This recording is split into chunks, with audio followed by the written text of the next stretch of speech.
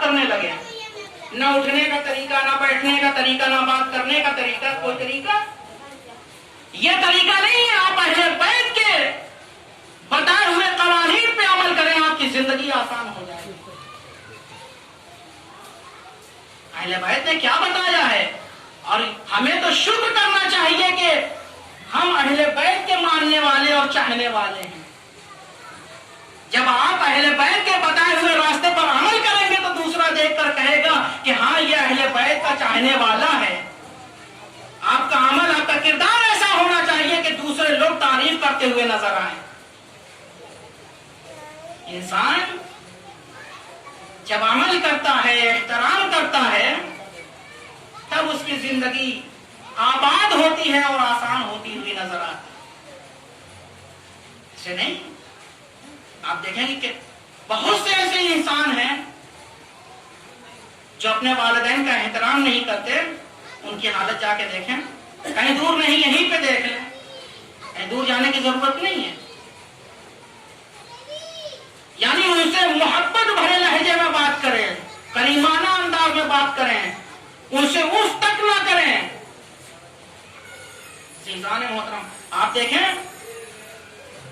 کہ انسان جب مشکل میں ہو جاتا ہے تو وہ دعائیں کرتا ہے، یعنی اس سے پہلے اللہ یاد نہیں آتا۔ جب مشکل آ جاتی ہے سر پہ تب اللہ یاد آتا ہے۔ آپ بتائیے کہ اس وقت اللہ آپ کی دعاؤں کو قبول کرے گا؟ لیکن پھر بھی اللہ نے کہا وَإِذَا سَأَلَكَ عِبَادِي عَنِّي فَإِنِّي قَرِيبٌ أُجِيبُ الدَّعْوَةَ الدَّاعِ إِذَا دَعَانِ فَلْيَسْتَجِيبُوا لِي وَلْيُؤْمِنُوا بِي لَعَلَّهُمْ يَرْشُدُونَ۔ اللہ نے کہا کہ جب میرے بندے تم سے سوال کرے تو تم ان سے کہہ دو کہ میں ان سے قریب ہوں۔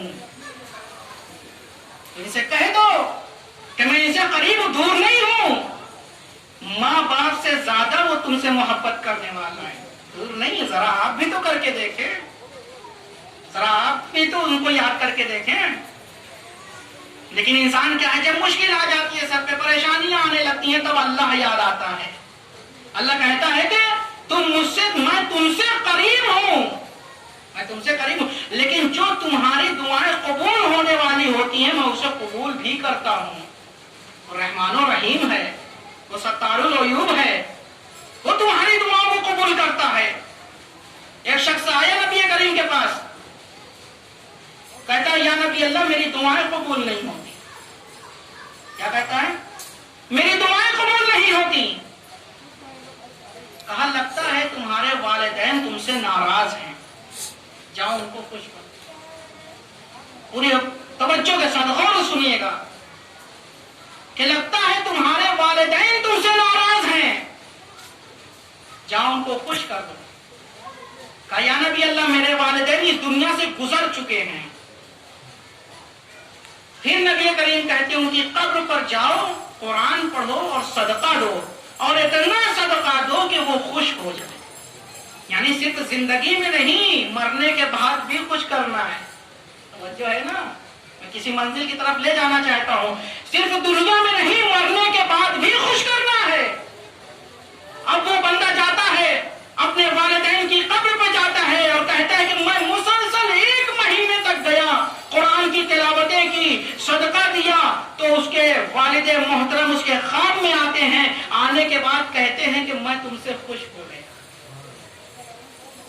آپ بھی تو کر کے دیکھیں، اگر والدین ناراض ہیں تو ان کو خوش کریں، اگر دنیا سے گزر چکے ہیں تو ان کی مغفرت کے لیے دعائیں کریں، ان کے لیے قرآن پڑھیں، ان کے لیے استغفار کریں، وہ تم سے خوش ہوتے ہوئے نظر آئیں۔ اب دیکھیں کہ جناب ابراہیم مجام ہیں، 7ویں امام کی نسل سے ہیں۔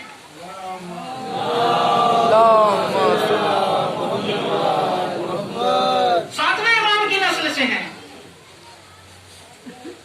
اور جب زیارت پہ جاتے ہیں اور جب ذریعے ابا عبداللہ الحسین کے پاس پہنچتے ہیں تو کہتے ہیں السلام علیک یا ابا عبداللہ، تو فوراً جواب آتا ہے وعلیک السلام۔ اور صرف ابراہیم مجاب نہیں سنتے ہیں، جتنے بھی اطراف میں زائرین کھڑے ہیں سب سنتے ہیں۔ تو زائرین کہتے ہیں ایک مرتبہ پھر سے سلام کرو، پھر سلام کرتے ہیں، جواب آتا ہے وعلیک السلام۔ اب لوگوں کو تعجب ہوا، پوچھا کہ آخر وجہ کیا ہے کہ مولا آپ کے سلام کا جواب دے رہے ہیں؟ توجہ کر رہے ہیں؟ وجہ کیا ہے، ریزن کیا ہے کہ مولا آپ کے سلام کا جواب دیتے ہوئے نظر آ رہے ہیں، ہم آپ بھی کر رہے ہیں لیکن کوئی جواب نہیں آتا۔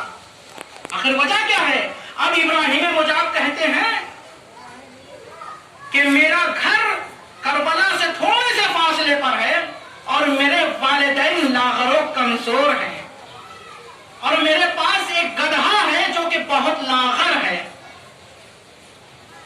اور میرا فریضہ یہ ہے کہ میں ہر شب جمعہ ایک مرتبہ اپنے والدین کو سوار کر کے زیارت پہ لے جاتا ہوں اور ایک مرتبہ اپنی ماں کو زیارت پہ لے کے جاتا ہوں۔ یہ وظیفہ بنایا تھا، ہر ہفتے کربلا معلیٰ کی زیارت کے لیے جاتے تھے۔ ایک مرتبہ ایسا ہوا کہ اس کے والد محترم کی نوبت تھی، اس دن ان کو لے جانا تھا، سوار کیا، لے جانا چاہتے اپنے مادر گرامی کے پاس آئے، کہنے لگے ماں اس بار میں بابا کو لے جانا چاہتا ہوں۔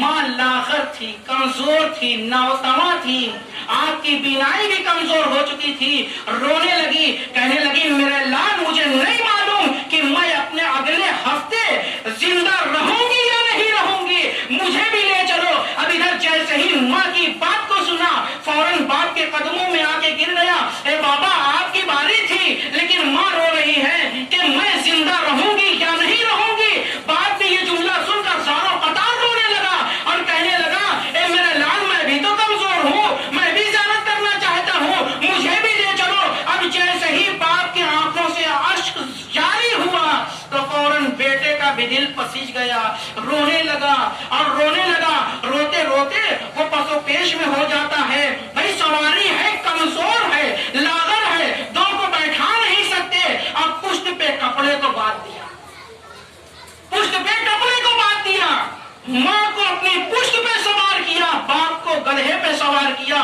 اور جیسے ہی زیارت امام حسین کے لیے نکلا ادھر موسم خراب ہو گیا، بارش ہونے لگی، راستہ خراب ہو گیا، چپل ٹوٹ گیا۔ اب اس کو فکر ہے کہ میں کیسے اپنے والدین کو امام حسین علیہ السلام کی زیارت کراؤں۔ اب اس کو فکر ہے، ہاں کسی طریقے سے وہ چلا اور وہاں تک پہنچا، اور جب پہنچا ہے تو اپنے ماں کو امام حسین علیہ السلام کے روضے میں اتار دیا، باپ کو بھی اتار دیا۔ اب یہ سوچنے لگا میں